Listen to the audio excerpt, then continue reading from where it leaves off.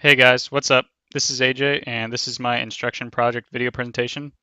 Today I'm going to try and show you all how to build and climb a salmon ladder in your own backyard. First of all, the salmon ladder is an obstacle from the TV show, Obstacle Course Athletic Challenge TV show called American Ninja Warrior. If you have seen the show, many of you know how popular the obstacle is and just how many people train for it alone. Something about it is that it is actually tougher to build one than you would think, and it actually takes a lot of time to build. I think for mine, it took me almost a whole day with the help of my stepdad. So with that, let's start getting through the steps. If I can click. Okay.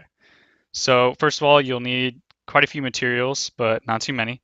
Depending on the height of the ladder or how many rungs you'll want to climb, you'll need four about 16-foot long 2x6 planks of wood.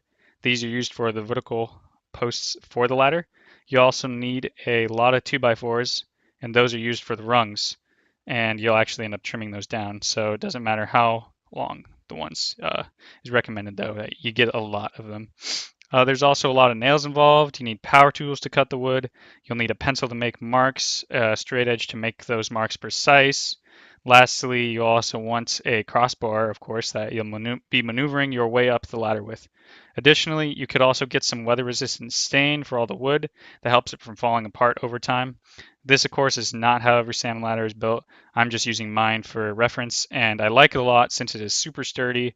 Hasn't really been worn down at all because of the crazy weather, and with me bouncing around on it, it's the rungs aren't even falling apart, so that's pretty good. So moving on to the next step, you'll be making the marks.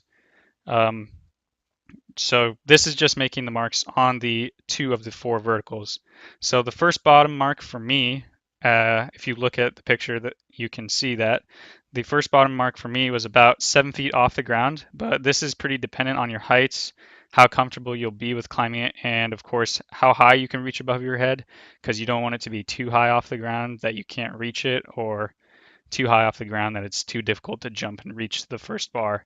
So for each of the rungs, there will be two horizontal marks. The first one is the very bottom, and then the second mark is where the rung kind of intersects with the vertical post.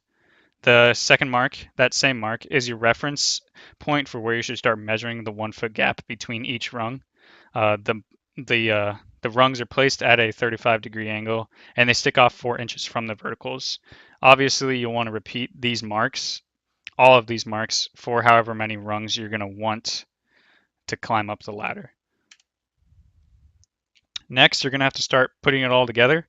To make things less difficult, obviously you could lay it down on the ground and begin nailing the rungs to it.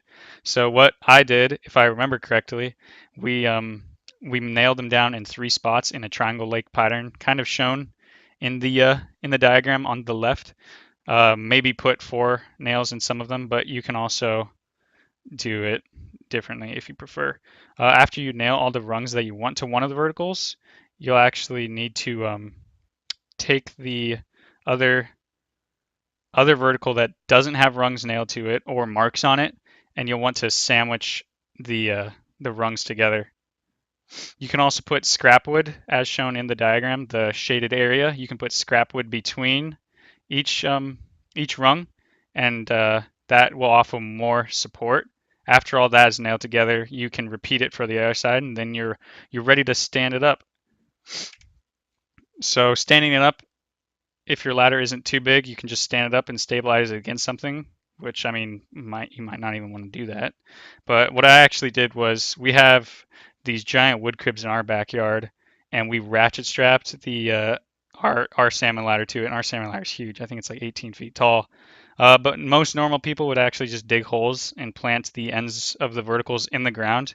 If you do plant them, the hole should be about a foot deep or even deeper, I guess, depending on how tall your salmon ladder is. Some people even put small cement barrels in the ground, so that even supports it farther from, like, I guess sometimes we get crazy wind, so things like that. And of course, if your ladder is pretty huge, it's not going to be a one-person job. Now it's just finally to start climbing the ladder. So as with a lot of things, there's an easy way and there's a hard way. So let's start with the easy way. The easy way is less energy efficient, And I also like to think of it as like a vertical fetal position. So if you're looking at the diagram on the left, you're really just kind of scrunched up, and you can see me doing that on the right. But it kind of feels like that, and it also feels like an inchworm trying to like fly up the ladder. So what you do is you just tuck your legs up, and you also at the same time simultaneously you'll do a pull up motion, and then super quickly you just kind of reach out for the next rung while stretching out your arms, legs, and core. It's kind of just like you're trying to extend yourself up the ladder, but since you're fully extending your whole body out, it's definitely a lot more taxing on your hands, your arms, just your muscles in general. So to wrap things up, there's the harder way. It's more difficult, but is more rewarding. So it's obviously a lot quicker and a lot more energy efficient. I have yet to figure this one out, considering, I mean, I'm at Fairbanks for school most of the year, so I only have the summer to train, but I'm still working on it. Doing this way, you keep up your momentum, and you don't want to let your body stretch out all the way. Basically, you just want to stay tucked up pretty tight and keep your core tight, and just figure out the rhythm of keeping your arms in the motion and moving your body weight up the ladder. If you do loosen up your core, it's going to be difficult to recover from that, and you're just going to be a sitting duck on the ladder. And that's basically it. That's how you build and climb a salmon ladder in your own backyard. And it was all explained to you in about 5 minutes. Thanks, guys.